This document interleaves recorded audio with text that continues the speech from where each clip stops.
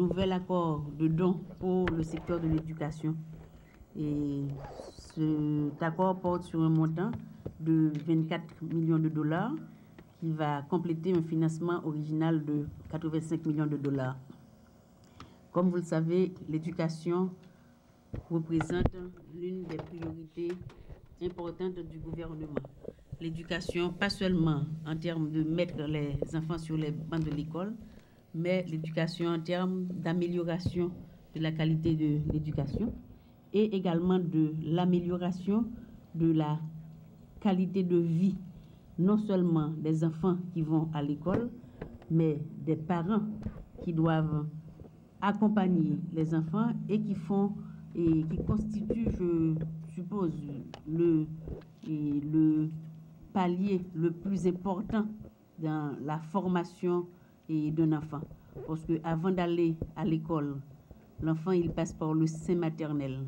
Et si la mère n'est pas en condition déjà de donner une éducation de qualité à son enfant, bien, la correction sur les bancs de l'école sera extrêmement difficile. Donc c'est pourquoi nous sommes toujours en discussion avec la Banque mondiale, non seulement pour nous aider à donner un accès plus important, d'avoir beaucoup plus d'enfants à aller à l'école, mais de nous accompagner dans un programme beaucoup plus global pour améliorer la condition de vie des parents d'abord qui mettent ces enfants au monde et qui doivent les accompagner jusqu'à ce qu'ils puissent eux-mêmes voler de leurs propres ailes et devenir à nouveau à leur tour des parents. La signature de cet accord, de cet important don pour le secteur de l'éducation, et je dois vous présenter les excuses du ministre de l'Éducation nationale qui est le bénéficiaire de ce don et qui n'a pas pu justement être présent à la signature parce qu'il a dû se rendre à Saint-Marc pour gérer des problèmes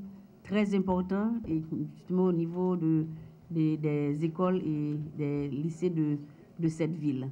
Donc, mais nous savons que le ministère de l'Éducation nationale, son titulaire et les cadres du ministère sauront gérer ce don de manière à ce que les enfants puissent profiter effectivement de chaque centime de ces 24 millions de dollars. Plus de 110 000 étudiants recevront une collation, un repas chaud chaque jour, ainsi que la vitamine A.